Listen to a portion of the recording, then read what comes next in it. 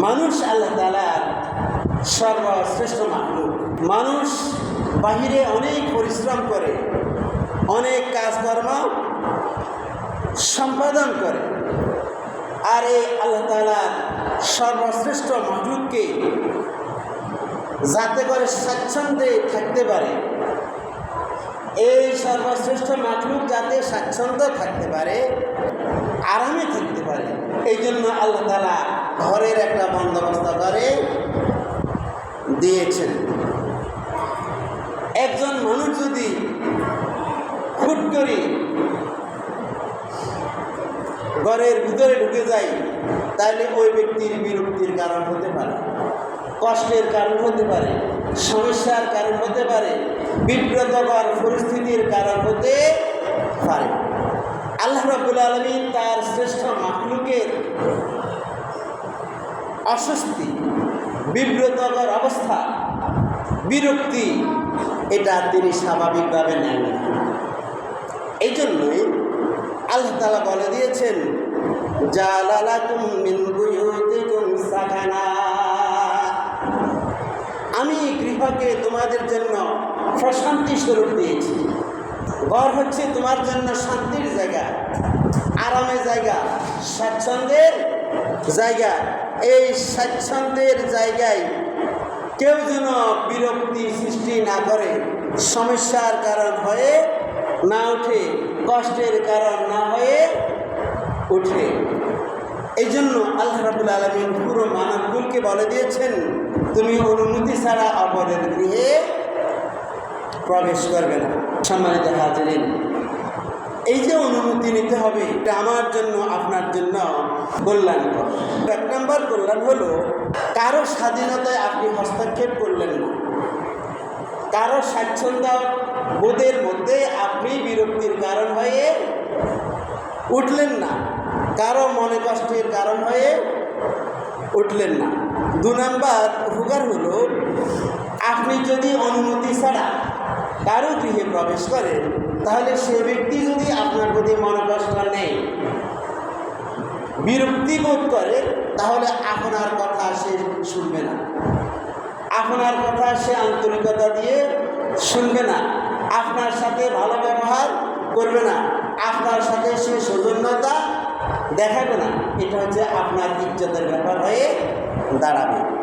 3 নম্বর উপকারিতা হলো নির্লজ্জতা। একজন ব্যক্তি তার ঘরের মধ্যে সে তার নিজের মতন করে থাকে, সেখানে তার স্ত্রী থাকতে পারে, ছেলে থাকতে পারে, মেয়ে থাকতে পারে, মা থাকতে পারে, অনেকে আছে, প্রত্যেকে তো তার ঘরে নিজের মতো করেই থাকে। আপনি হঠাৎ করে একজনের ঘরে ঢুকলেন, এই ঢুকার কারণে এমন পরিস্থিতি থাকতে পারে, ওই ব্যক্তিও আপনি ঢুকার কারণে বিব্রত বোধ করতে পারে, আপনি নিজেও বিব্রত বোধ করতে পারেন। 4 নম্বর উপকারিতা হইল, মানুষ ব্যক্তিগতভাবে নিজের ঘরের মধ্যে অনেক গোপনীয় কথা বলে। আপনি হুট করে একজনের ঘরের ভিতরে ঢুকে গেলেন, তাহলে তার গোপন কথা শুনে গেলেন, এই শুনে যাওয়াটা সীমা লঙ্ঘন হলো। আল্লাহ তাআলা বলেছেন, ওয়ালা তাজাসসু, তোমরা গুপ্তচরগিরি করিও না, তোমরা অপরের গোপন কথাগুলো শুনিও না। আপনি যে হঠাৎ করে তার ঘরের ভিতরে ঢুকে গেলেন, এই হঠাৎ ঘরে ঢুকে যাওয়ার কারণে আপনি গুপ্তচরের পর্যায়ে, গোপন কথা শোনার পর্যায়ে বা শোনার অপরাধী হয়ে যাবে। সতর্ক থাকতে হবে। এই যে অনুমতি নেবার ক্ষেত্রে আল্লাহ তাআলা বলেছেন, ইয়া আইয়ুহাল্লাযীনা আমানু, এখানে হে ঈমানদারেরা বলতে নারী এবং পুরুষ সকলকে বোঝানো হয়েছে। অপরের ঘরে ঢুকতে পুরুষ যেরকম অনুমতি নেবে, ঠিক একইভাবে নারীকেও তেমন অনুমতি নিতে হবে। হযরত উম্মে আয়াস রাদিয়াল্লাহু তাআলা আনহা বলেন, আমরা 4-5 জন নারী হযরত আয়েশা রাদিয়াল্লাহু তাআলা আনহার কাছে প্রায় যেতাম। যখনই আমরা হযরত আয়েশা রাদিয়াল্লাহু তাআলা আনহার কাছে যেতাম, তখনই আমরা ঘরে ঢোকার আগে ঘরের সামনে থেকে হযরত আয়েশার কাছ থেকে অনুমতি নিতাম। হযরত আয়েশা যখন অনুমতি দিতেন ঠিক তখনই আমরা ঘরে ঢুকতাম। দেখেন, একজন নারী আরেকজন নারীর কাছে যেতে অনুমতি লাগবে। এটা হচ্ছে ইসলামের সৌন্দর্য, এটাই হচ্ছে ইসলামের শ্রেষ্ঠত্ব, এটাই হচ্ছে ইসলামের অলংকার। দ্বিতীয় কথা হচ্ছে, এই অনুমতির ক্ষেত্রে সালাম দিতে হবে। রাসূল করিম সাল্লাল্লাহু আলাইহি ওয়াসাল্লাম নবী সাল্লাল্লাহু আলাইহি ওয়াসাল্লামের কাছে উপস্থিত হয়ে এক ব্যক্তি বলতে লাগলো, আলিজু, আমি কি ভিতরে আসতে পারি? তখন নবী সাল্লাল্লাহু আলাইহি ওয়াসাল্লাম তার খাদেম হযরত আনাস রাদিয়াল্লাহু তাআলা আনহুকে বললেন, আনাস, এই লোকটা ঘরে ঢুকার যে আদব, অনুমতি চাওয়ার যে শিষ্টাচার, এ ব্যাপারে তার জানা নাই। তুমি তাকে গিয়ে বলো সে যেন প্রথমে সালাম দেয়, সালাম দিবার পরে তারপরে যেন ঘরে ঢুকার পারমিশন চাই। হযরত আনাস রাদিয়াল্লাহু তাআলা আনহুকে যখন রাসূল করিম সাল্লাল্লাহু আলাইহি ওয়াসাল্লাম ওই কথাটা বললেন, ওই লোকটা শুনতে পেল। শোনার সাথে সাথে ওই লোকটা এবার বলল, আসসালামু আলাইকুম ওয়া রাহমাতুল্লাহ, আদখুল। ওই লোকটা প্রথমে রাসূল সাল্লাল্লাহু আলাইহি ওয়াসাল্লামকে সালাম দিল, তারপরে বলল, আমি কি ঘরে আসতে পারি? তখন নবী সাল্লাল্লাহু আলাইহি ওয়াসাল্লাম ওই লোকটাকে পারমিশন দিলেন। হযরত কালাদা ইবনে হাম্বল নবী সাল্লাল্লাহু আলাইহি ওয়াসাল্লামের নিকট একটা প্রয়োজন এসেছিল। তিনি গিয়ে নবী সাল্লাল্লাহু আলাইহি ওয়াসাল্লামের পাশে বসে গিয়েছেন। বসে যাওয়ার পরে নবী সাল্লাল্লাহু আলাইহি ওয়াসাল্লাম তাকে উঠিয়ে দিলেন, বললেন, যাও, তুমি বাহিরে যাও, বাহিরে গিয়ে সালাম দাও, সালাম দিয়ে তারপরে অনুমতি প্রার্থনা করো। ওই লোকটা তখন বাহিরে চলে গেল। নবী সাল্লাল্লাহু আলাইহি ওয়াসাল্লামের কাছে ভিতরে ঢোকার পারমিশন চাইল। নবী সাল্লাল্লাহু আলাইহি ওয়াসাল্লাম তাকে পারমিশন দিলেন। তাহলে আমরা কি বুঝলাম? কারো অনুমতি চাইতে হলে প্রথমত তাকে সালাম দিতে হবে, সালাম দিয়ে তারপরে অনুমতি চাইতে হবে। রাসূল করিম সাল্লাল্লাহু আলাইহি ওয়াসাল্লাম অপর হাদিসে বলেন, লা তাদান লিমান লা ইয়াবদা বিসসালাম, যে ব্যক্তি তোমাকে সালাম না দিয়ে অনুমতি চাই, তুমি তাকে ঢোকার অনুমতি দিও না। সম্মানিত হাজিরিন, আমরা অনেক সময় দেখা যায় অনুমতি চাই কীভাবে? একটা লোক আপনার ঘরের সামনে গিয়ে টোকা দিল, আপনি জিজ্ঞেস করলেন কে? সে বলল আমি। আমি বললে আপনি কি বুঝলেন? আমি বুঝলে তো ওই ব্যক্তির পরিচয় আপনি ফেলেন না। পরিচয় দিতে হবে যে আমি অমুক। ব্যক্তি তার নিজের নাম সহকারে পরিচয় দিবে। এটা হচ্ছে রাসূল করিম সাল্লাল্লাহু আলাইহি ওয়াসাল্লামের সুন্নাহ। রাসূল করিম সাল্লাল্লাহু আলাইহি ওয়াসাল্লামের কাছে সাহাবায়ে কেরাম যখন যেতেন, তখন তারা প্রথমত সালাম দিতেন, সালাম দিয়ে তারপরে তার নাম বলে ভিতরে ঢোকার পারমিশন চাইতেন। হযরত ওমর রাদিয়াল্লাহু তাআলা আনহু রাসূল করিম সাল্লাল্লাহু আলাইহি ওয়াসাল্লামের কাছে গিয়ে বলেন, আসসালামু আলাইকা ইয়া রাসূলুল্লাহ, হে আল্লাহর নবী, আপনার উপর আল্লাহর রহমত বর্ষিত হোক। অর্থাৎ সালাম দিল।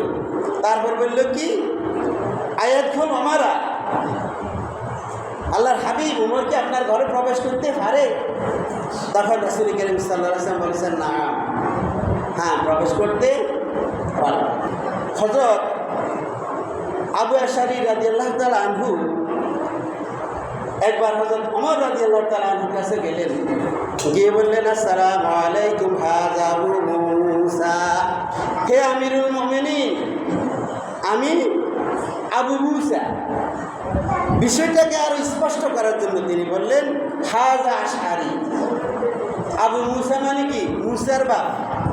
আবু মূসা মানে মূসার বাপ। তাহলে কোন মূসার বাপকে, এটা যাতে অস্পষ্টতা না থাকে, তারপর তিনি বললেন আশআরী, অর্থাৎ আবু মূসা মানে আমি আশআরী বলছি। তখন ওমর রাদিয়াল্লাহু তাআলা আনহু হযরত আশআরীকে ঘরে ঢোকার পারমিশন দিলেন। তাহলে হইল কি, আপনি ঘরের দরজা যে নক করবেন, কলিং বেল টিপবেন, তখনই আপনাকে অনুমতি চাইতে হবে এভাবে যে আমি আব্দুল্লাহ, আমি আব্দুর রহমান, আমি আব্দুল খালেক, আমি আব্দুল মালিক, এভাবে আপনার পরিচয় দিয়েই তারপরে আপনি পারমিশন নিতে হবে। মোবাইলের ক্ষেত্রে একই কথা, কল করে কে বলছেন, আমি, তো আপনি কে? আমি আব্দুর রহমান, এইভাবে পরিচয় দিতে হবে। হযরত আব্দুল্লাহ ইবনে জাবির রাদিয়াল্লাহু তাআলা আনহু বলেন, আমি আমার মরহুম পিতার ব্যাপারে একটা মাসালা জানার জন্য রাসূল করিম সাল্লাল্লাহু আলাইহি ওয়াসাল্লামের কাছে গেলাম। গিয়ে রাসূল করিম সাল্লাল্লাহু আলাইহি ওয়াসাল্লামের দরজার কড়া নাড়লাম। কড়া নাড়ার পরে রাসূল করিম সাল্লাল্লাহু আলাইহি ওয়াসাল্লাম ভিতর থেকে জিজ্ঞেস করলেন, কে? তখন আমি বললাম, আমি। যখন আমি বললাম, আল্লাহ নবী সাল্লাল্লাহু আলাইহি ওয়াসাল্লাম তখন রেগে গেলেন। আমি একটা পরিচয় দেবে, আমি কোনো পরিচয় হতে পারে না, আমি অমুক। আপনি যখনই আপনার নাম বলবেন তখনই আপনার স্পষ্ট পরিচয় হবে। শুধু আমি বলাটা কোনো পরিচয় নয়। অনেকে কি করে, অনুমতি তো আমাদের দেশে নেয় না, আবার অনেকে অনুমতি নিল দরজা বরাবর দাঁড়িয়ে থাকে, ভিতরে কি আছে না আছে ওগুলো অবলোকন করে। এটা শরীয়ত সম্মত নয়। রাসূল করিম সাল্লাল্লাহু আলাইহি ওয়াসাল্লামের কাছে একজন ব্যক্তি আসলো। রাসূল করিম সাল্লাল্লাহু আলাইহি ওয়াসাল্লামের হুজরা বরাবর দাঁড়িয়ে ভিতরে সব কিছু অবলোকন করে বা দেখে রাসূল করিম সাল্লাল্লাহু আলাইহি ওয়াসাল্লামের অনুমতি ছিল। তখন রাসূল করিম সাল্লাল্লাহু আলাইহি ওয়াসাল্লামের পাশে একটা বর্ষা ছিল। রাসূল সাল্লাল্লাহু আলাইহি ওয়াসাল্লাম ওই বর্ষা নিয়ে তার দিকে দৌড় মারলেন। হযরত আনাস রাদিয়াল্লাহু তাআলা আনহু বললেন, রাসূল সাল্লাল্লাহু আলাইহি ওয়াসাল্লামের গতিবিধি দেখে আমার খুব আশঙ্কা হয়েছিল, আমার খুব ভয় হয়েছিল রাসূল সাল্লাল্লাহু আলাইহি ওয়াসাল্লাম বুঝে ওই লোকটাকে বর্ষা দিয়ে আঘাত করবেন। পরে দেখলাম রাসূল করিম সাল্লাল্লাহু আলাইহি ওয়াসাল্লাম তাকে বর্ষা দিয়ে আঘাত করলেন না, বরং তাকে বললেন, যদি ভিতরে সব কিছু দেখো তাহলে আর অনুমতির দরকার। অনুমতি তো এজন্যই যাতে করে ভিতরের কোনো কিছু তুমি না দেখো। সম্মানিত মুসলিম কেরাম, এই জন্য আপনাকে অনুমতি চাওয়া মানে হচ্ছে ভিতরে কোনো কিছু যাতে আপনি না দেখেন। অনেকে কলিং বেল দিবার পরে যদি আওয়াজ না পায়, তারপর কোনো দিন ফুটো আছে, ছিদ্র আছে, সেটা দিয়ে ভিতরে কি আছে বা কে আছে এগুলো দেখে, এগুলো যায়, এগুলো ইসলাম এলাও করে না। আল্লাহ তাআলা এই জাতীয় স্বভাবকে হারাম করে দিয়েছেন। রাসূল করিম সাল্লাল্লাহু আলাইহি ওয়াসাল্লাম এই জাতীয় স্বভাবকে কঠোরভাবে নিষেধ করে দিয়েছেন। আল্লাহ নবী বলেন, মানিত্তালা দারা কওমিহি বেগাইরি ইযনিহি ফাকাউ আইনাহু ফাকাদ হাদার তাইদাহু। কোনো ব্যক্তি যদি অপর ব্যক্তির গৃহের ফুটো দিয়ে ভিতরে দেখে, আর ভিতর থেকে কোনো ব্যক্তি যদি ওই ব্যক্তির চক্ষুকে ছিদ্র করে দেয়, তাহলে সে ব্যক্তির কোনো অপরাধ হবে না। শুধু এইখানে শেষ নয়, আপনি আপনার কোনো বন্ধু হোক, আত্মীয় হোক, অনাত্মীয় হোক, সে ব্যক্তির গোপন কোনো চিঠি পড়ারও কোনো অনুমতি ইসলাম আপনাকে দেয় না। অন্যের চিঠি অনুমতি ছাড়া আপনি পড়বেন, এটা আপনার জন্য জায়েজ হবে না। আল্লাহ নবী বলেন, মান নাযারা ফি কিতাবি আখিহি বিগাইরি ইযনিহি ফাইন্নামা ইয়ানজুরু ফিন্নার। যে ব্যক্তি অপর ব্যক্তির অনুমতি ছাড়া তার চিঠি পড়ল, সেজন্য জাহান্নামের আগুন দিয়ে তার চোখকে জ্বলসে দিল। অনুমতির বিষয়টাকে ইসলাম এত কঠোরভাবে দেখে। আপনি যদি আপনার মা,